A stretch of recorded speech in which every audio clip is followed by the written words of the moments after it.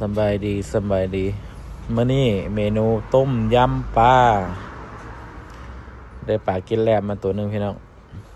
ตัวโลกว่าแล้วก็พร้อมด้วยอ่าไข่มดแดงอันยิบหันนะ40,000ซื้อมานะก่อนอื่นก็น้ำร้อนแล้วก็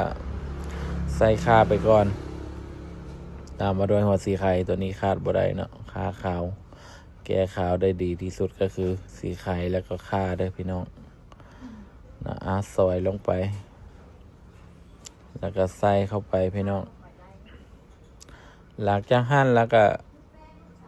ป่าเขายังบ่ได้สำเร็จเถอะเขาเอาป่ามาสำเร็จอยู่นี่ให้เห็นกันเลยว่าพ่อครัวจำเป็นเฮ็ดเองบ่แม่นใส่เวียกเมียนะ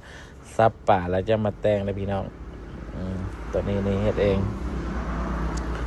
มันนี่พ่อครัวจำเป็น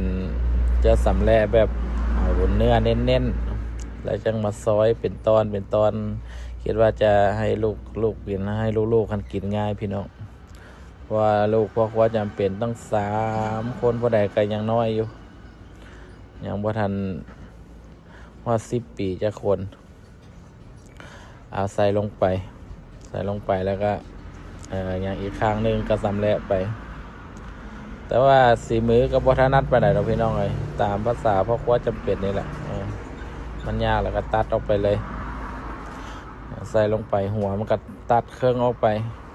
ใส่ลงไปให้หมดเลยหลังจากหั่นแล้วก็ตามมาด้วยรสขนอต้มยำพี่น้องใส่ไปเลย2 ก้อนใส่ขนอต้มยำแล้วล่ะเอา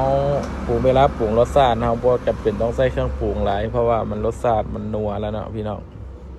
ปิดฝาไว้ก่อนให้มันฟดอีกเท่านึงก่อนตอนนี้ปลายังบ่ทันฟดยังบ่ทันเดือดพอเปิดมาที่นึงค่ะโอเคเดือดได้ที่แล้วก็หัวหอมใหญ่ซอยลงไป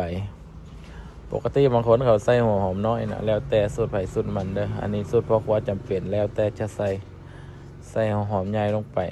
นะหัวหอมใหญ่ลงไปแล้วก็โอเคโคลนมันเล็กๆน้อยๆหลังจากหั่นแล้วก็ขอปรุงรสชาติกันพี่น้องเกลือลงไปน้อยนึงตามมาด้วยน้ำปลาพี่น้องน้อยนึงน้ำปลาน้อยนึงก็ตามด้วยตัวนี้เป็นรสดีนะเขาใส่รสดีน้อยนึงใส่อันนี้รสดีแล้วมาใส่แป้งนัวแบบนี้ใส่แป้งนัวน้อยนึงย่างน้อยพี่น้องบ่ได้เฮ็ดรสจัดนะแต่ถือว่ารสสาดแบบบ้านๆแบบลูกๆกินได้ตามมาด้วยมังเลนเนาะเพราะมังเลนน้ำมันเฟิ่นแห้งแล้วจึงใส่มังเลนถ้าใส่แต่ทีแรกนะมันเปื่อยพี่น้องเปื่อยหลายก็บ่แซ่บเลยมันเละอยู่เลยมังเลนลงไปแล้วก็โคนไปคุกคิกไปหน่อยนึงแล้วตามมาด้วยตัวนี้ยังบ่ได้ใส่เลยตัวนี้ซอยไว้นะหอมบัวหอมป้อมใส่ตอนท้ายเด้อพี่น้องอันนี้เฮาซอยให้มันให้มันง่ายคือซื่อๆเก็บไว้ก่อนอันนี้ก็ยังบ่ได้ใส่เท่าเนาะไข่มดแดงก็ใส่ตอนท้ายคือกันไข่มดแดงใส่ตอนนี้เดี๋ยวโคนไปโคนมามันแตกเลยพี่น้องอันนี้อีตู้บ่แม่นอีตู้ตัวนี้เป็นอันขี้หูดคือกันขี้หูดก็ใส่ตอนท้ายคือกันแล้วก็มังนาวใส่ตอนท้ายโอเคฟดได้ที่แล้ววันนี้ใกล้จะสุกแล้วใส่ไข่มดแดงเข้าไปเลยไข่มดแดงก็คนเล็กน้อยๆแล้วค่ะคนหลายเดี๋ยวมันแตกต่อมาก็ขี้หูดใส่เลยวันนี้ขี้หูดใส่ไปเลยก็โคนไปเนาะโคนไปเล็กๆน้อยๆโคนหลายก็เดี๋ยวป่ามันสิเปื่อยนะมันสิแตกไข่มดแดงก็สิแตกวันนี้ลืมใส่มะเขือพี่น้องมาใส่มะเขือตอนท้ายตัวนี้บ่เป็นหยังเนาะทีแรกว่าจะบ่ใส่เพราะว่าย่านลูกกินบ่ได้ใส่จักหมาก2 หมากใส่เข้าไปแล้วใกล้จะได้แล้ววันนี้ลูกสาวก็เริ่มมาแล้วนะไปเรียนไซไดเดอร์มาแล้วเริ่มมากวนแล้วหอมบัวหอมป้อมเข้าไปแล้วลูกสาวก็มาแล้วเริ่มมากวนนะครับ2 คนวะละคนที่3แล้วแม่มันเป้อยู่มาฟ้อนมาเต้นทางหลังพ่อแล้วเราบ่อยู่นะถ้ากินเนี่ยเอาใส่มะนาวเข้าไปก็ถือว่าสำเร็จแล้วพี่น้องก็ลูกสาวน่าจะหิวข้าวละ